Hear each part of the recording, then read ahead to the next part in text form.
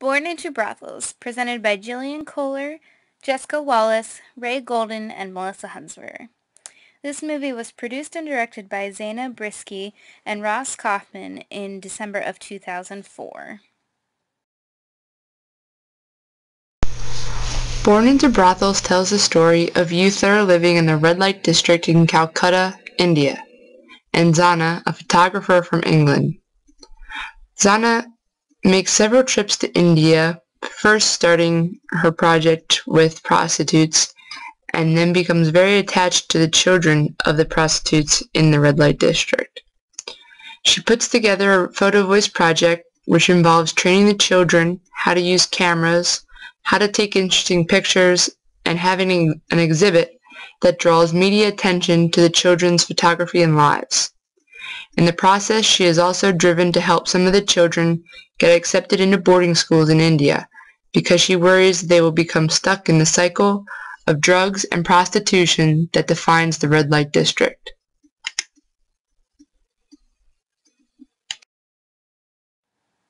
This movie focused on the lives of many children. There was not really one main character, but instead the movie followed several.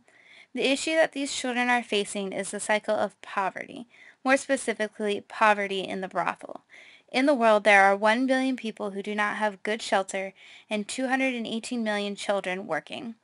39.7% of the world's population lives in extreme poverty, and 29,000 children under the age of 5 die each day due to poverty.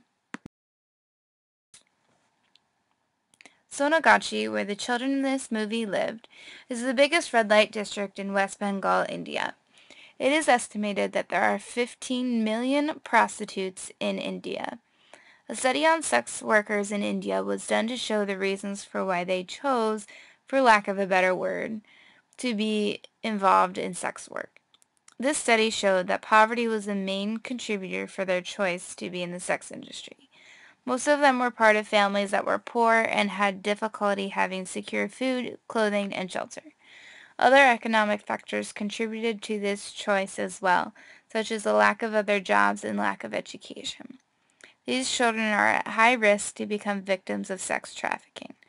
They would become victims if they are involved in selling sex under the age of 18, and if they are forced to sell sex after the age of 18. The children born into brothels are pleasant children who were caught in the cycle of poverty and the sex industry. The children are often used to help take care of the family, home, and even to bring in an income. Because of this, education is not a top priority. These children and their families struggle to survive every day. In addition, these children are often expected and even forced to follow in the footsteps of their mothers and or fathers working in the brothel. As the title of the movie suggests, these children have become part of the at-risk population by being born to families that are impoverished and working in the brothels. The children that were focused on during this movie were around the ages of 8 to 13, so about preteen, pre-adolescent. The only protective factor for these children was that someone came into their town and offered them education about photography and advocated for them to leave the brothel and go to boarding schools.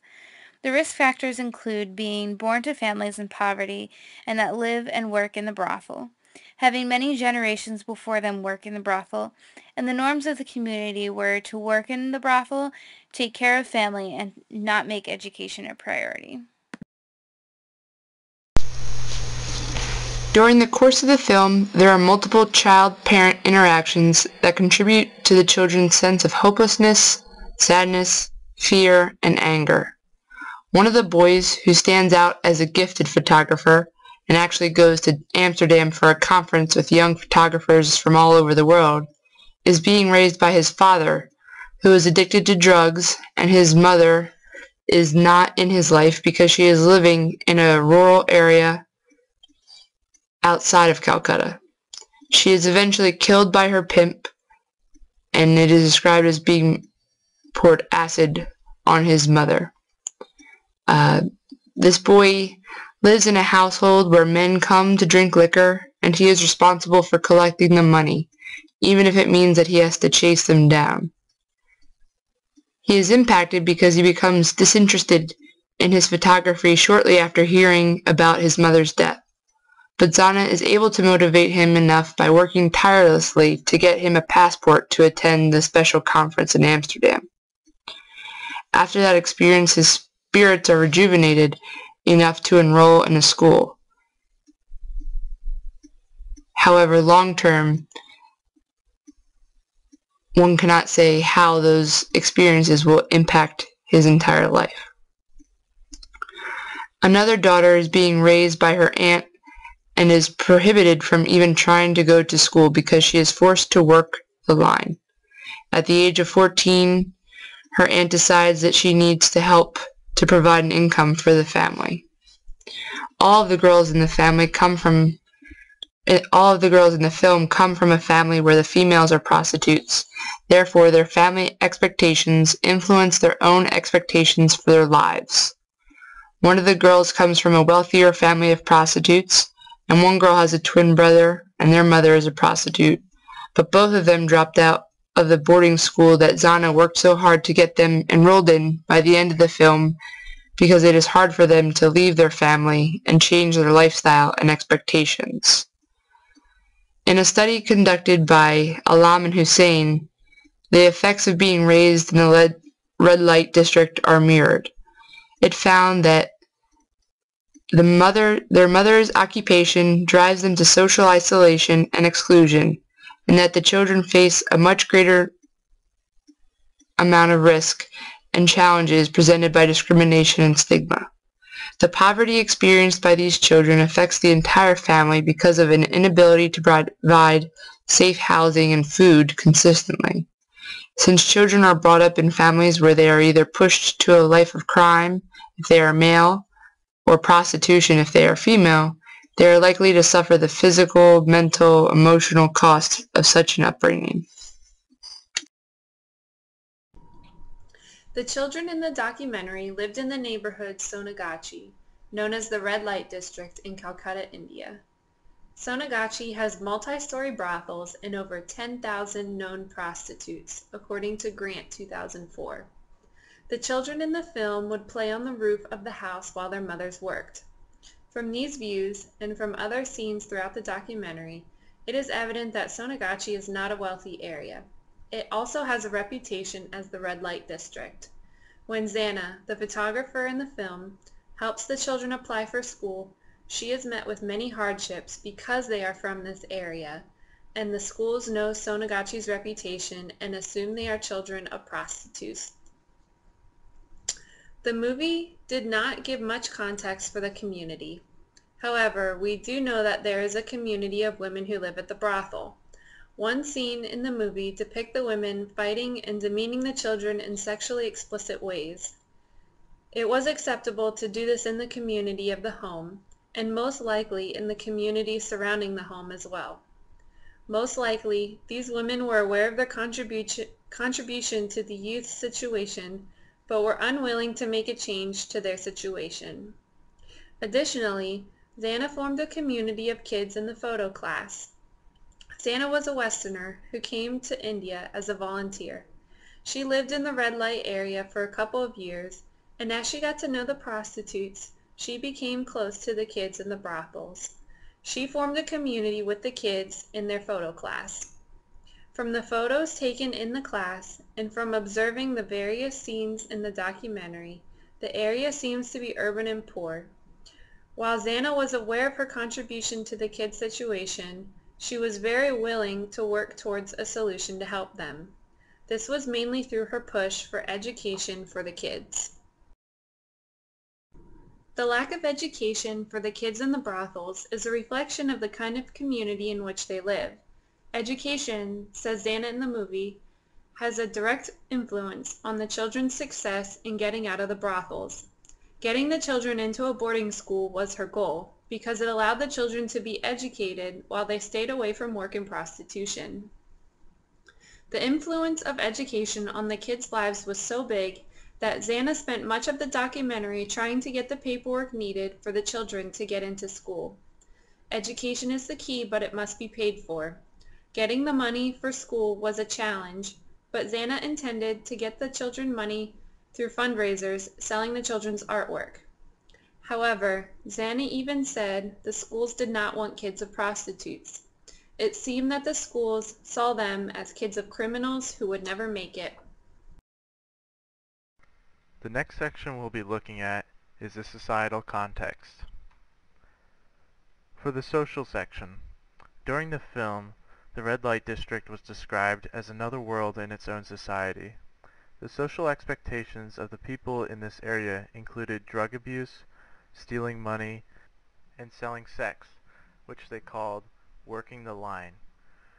When one of the men, who was an education coordinator, asked if the children made the grandmother proud by getting into a school, the grandmother replied, "If you are pleased, so are we." This shows that the older generation was more pleased with what a foreign white man's acceptance than the performance of their own grandchildren. When the woman in the film asked people if schools would accept these children, they replied that no one would take the children from a brothel. This was later found to be untrue, but hearing statements like that must have influenced the children to develop a hopeless attitude towards getting out of the brothels and getting an education. The political section. The boy in the film described his country as a filthy place. The boy also mentioned that the justice system operated as a catch and release facility that did little to stop the activities at the brothel. This may mean that the people in the red light district must feel like they have little impact on politics of their country and that no one in their government cares about them. The cultural section. The film showed parents and grandparents cursing at their children and degrading them. The children said that people tease them in public and tend to get angry when they take pictures. They have a curtain in the room to separate them from their mothers when they are conducting business in the brothel. There seemed to be a legacy of prostitution that the previous generations wanted to see continue. One of the girls in the film was introduced to selling herself at age 14. She was brought up expecting to continue the legacy and started it as a child. The economic section. The children worked in the brothel by doing dishes and other chores with no apparent wages. The women working the line appeared to be the only income. One of the girls in the film said, "I wonder what it would be like to get an education and what I would become." Another girl mentioned that her father would have sold her if her sister did not return to the brothel. This shows a significant desperation for money within the brothel families. One mother mentioned that they barely had money to live, let alone pay for school. When a child was asked if she saw a solution, she replied with a simple shake of her head. We came up with a few interventions for where we would begin if we were to start working with the kids in the documentary. One intervention we came up with was education. Education is key to improving the lives of the children in the brothels. Xana, the photographer in the film, spent a lot of her time trying to get the children into schools. She was met with a lot of hoops to jump through in the government buildings as she was trying to get the documents needed for the children to attend school. However, Xana believed that education could truly help the children get out of the cycle of working in the brothel. This is especially true if the children went to a boarding school, because then they would be away from their home in the brothel. For this reason, we would include giving the children an education as the first part of our interventions. Education allows for reduced poverty and growth in a country's socio-economic development, according to JIAM 2015. JIAM 2015 notes that educating women is particularly important because when a woman is educated in India, it means the whole family becomes educated. Sharma, Sen, and Gulati, 2008, suggest that India needs to restructure its policies and plans to positively influence children's development related to education. Sharma et al., 2008, notes a disparity in India's national documents recognizing childhood development as important and its actual initiatives and political actions. Sharma et al., 2008, argues that ensuring quality education for all children starts when India can shift from its current normative service delivery with rigid finances to flexible need-based strategies so that the most pressing needs of various locations can be met. For example, more money could be put into the specific needs of children in Sonagachi rather than just allotting the same funds throughout the country. In the movie, the parents of the children did not like the idea of sending children to school. It seemed that the idea was met with hostility due to fear of the unknown. Also, parents would lose income because their child would not become a prostitute if they went to school. Ramaswamy, Gibson, and Venkateswar, 2010, state that illiterate parents cannot see how investments in education will pay off. For this reason, we would include the parents in education. We would educate the parents on what would happen at school and what kinds of jobs and income their child would have if they stayed in school. By allowing the entire family to be part of the process, the kids would have another system added to reinforce supports for their education. Additionally, we would address the issue of funding. Giving financial assistance to families would allow their kids to attend a boarding school in several ways. First, the children could feel less guilty about leaving their families, which was something that happened in the film. Second, the families could be more open to the idea because money would be less of an issue. This funding could come from grants, profits from the children's artwork, and donations from agencies like UNICEF and Amnesty International. Perhaps even partnerships can be created with the boarding schools and sponsors to fund the children's education. Another way we could help the parents financially is through helping them establish their own financial independence rather than depend on the donations of others. As social workers, we could connect the parents, or the kids as they get older, to a trade school through a non-government organization or NGO and help them learn a trade. This could be anything like sewing, welding, electrical work, or even media production. Through microfinance loans, they could have the money to start a business if they are truly motivated to get out of the brothel. Microfinance involves giving small loans to people starting their own business. This means that an investor in a wealthier country could give a loan as small as $25 and in time could be repaid by the business owner they loaned it to. Because the poor are often ignored by commercial banks and other lenders, microfinance allows for poorer people to have their own businesses receive loans, according to Gupta, Chawla, and Harkawat, 2012. Microfinance is very effective, as Kiva.org, a website you can use to donate loans, notes that 100% of the money given goes to the business owner, and 98.71% of the loans are repaid. Microfinance has not only been shown to be very effective, but it also empowers people, especially women, as they challenge existing norms, according to Swain and Wallentin, 2009. Microfinance gives people who have been denied the ability to make strategic life decisions acquire the ability to do so, according to Swain and Wallentin, 2009. This would empower the family to be in control of their own money rather than be dependent on others. For some families, being independent would mean not having to depend on the donations of others. For other families, it could mean they are free from the pimp who runs the brothel. At one point in the movie, Ovijit's mother dies because her pimp set fire to her in the kitchen. By helping the families achieve financial independence, we would communicate worth to them. By performing the tasks in a small business, self-confidence and feelings of well-being are increased, according to Swain and Wallentin, 2009. Additionally, the families would find meaning in doing work that would be valuable.